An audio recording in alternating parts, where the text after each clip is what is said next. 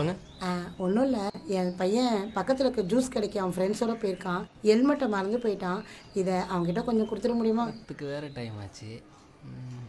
Juice கடை தானே, அவரே இந்த வாங்கி சொல்லுங்க. இல்லைப்பா, ஜூஸ் கடை பக்கத்தில் போலீஸ் நிற்கிறாங்களாம், அதான் அவன் பயப்படுறான். இது ஒரு உதவியாக நினச்சி கொஞ்சம் கொடுத்துருங்கப்பா. சரி, ஓகே, கொடுங்க. தம்பி, போலீஸ் இருக்காங்க, நீங்கள் ஹெல்மெட்டை போட்டே போங்க, உங்களையும் பிடிச்சிட்டு போகிறாங்க.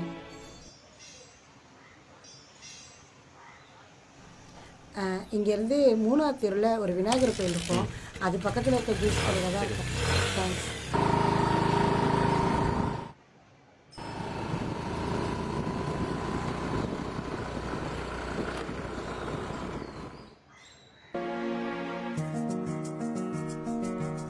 யாருமே இல்லை, இந்த ஏரியா தான் சொன்னாங்க.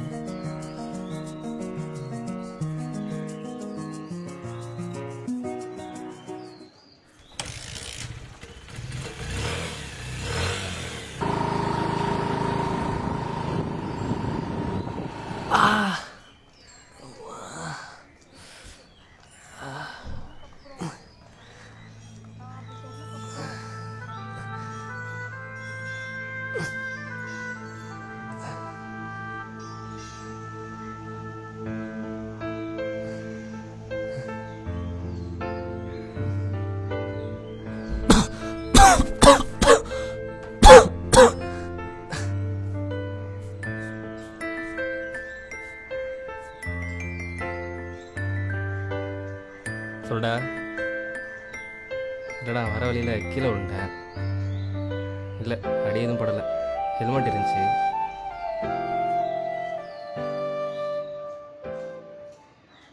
அந்த விநாயகர் கோயில் பக்கத்தில் இருக்க ஜூஸ் கடையில் தான் இருப்பான், கொடுத்துருக்கா. சரிம்மா. தம்பி, அங்கே போலீஸ் நிற்கிறாங்களே, ஹெல்மெட்டை போட்டு போப்பா.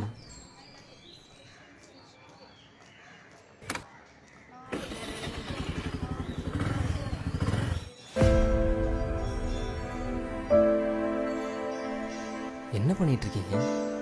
அந்த ஜூஸ் கடையில் என் பையன் நிற்பான், அவன்கிட்ட போய் ஹெல்மெட்டை கொடுத்துன்னு என்கிட்ட சொன்னீங்க. அங்கே போய் பார்த்தா யாருமே இல்லை. இன்றைக்கி இவங்ககிட்ட இதே சொல்லி அனுப்புகிறீங்க. எதுக்கு இதெல்லாம் பண்ணுறீங்க? இல்லைப்பா, 6 மாதத்துக்கு முன்னாடி என் பையன் ஜூஸ் குடிச்சிட்டு வரேன்னு சொல்லி அவன் ஃப்ரெண்ட்ஸோட கடைக்கு போனான். போன இடத்துல ஆக்சிடெண்ட்டில் அவன் இறந்துட்டான். டாக்டர் சொன்னாங்க ஹெல்மெட் போட்டிருந்தா அவனை காப்பாற்றிருக்கலான்னு. அவன் போனதுக்கப்புறம் என் வாழ்க்கையே போயிடுச்சு. என் சந்தோஷமே அவன்தான். அவன் இல்லாமல் என்னால் நிம்மதியாகவே இருக்க முடியல. அப்போ தான் ஒரு நாள் தோணுச்சு, ஒரு அம்மாவாக நான் பட்ட கஷ்டத்தை இன்னொரு அம்மா படக்கூடாதுன்னு தான் இந்த மாதிரி ஹெல்மெட் போடாமல் வர பசங்களுக்கு என்னால் முடிஞ்ச உதவியாக இந்த ஹெல்மெட்டை கொடுத்துட்ருப்பேன். இதை நீங்கள் முன்னாடியே என்கிட்ட சொல்லியிருக்கலாமே. இந்த காலத்து பசங்க ஹெல்மெட் போட்டு போன்னு சொன்னால் யார்ப்பா கேட்குறா? அதான் நான் பொய் சொல்லி கொடுத்துட்டுருக்கேன். நேற்று நீங்கள் மட்டும் எனக்கு ஹெல்மெட் கொடுக்காம இருந்திருந்தா என் நிலைமை ரொம்ப மோசமாக இருக்கும். அந்த மாதிரிலாம் எதுவும் ஆகாதுப்பா. ஆனால் இனிமேல் ஹெல்மெட் போடாமல் வண்டி ஓட்டாத.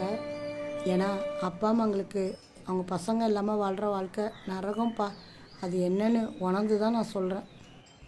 கண்டிப்பாம்மா, இனிமேல் ஹெல்மெட் போடாமல் வண்டி ஓட்ட மாட்டேன். அதே மாதிரி ஸ்பீடாகவும் ஓட்டாத. ஸ்பீடாகவும் ஓட்ட மாட்டேன். சரிம்மா, நான் போயிட்டு வரேன். பார்த்து போ.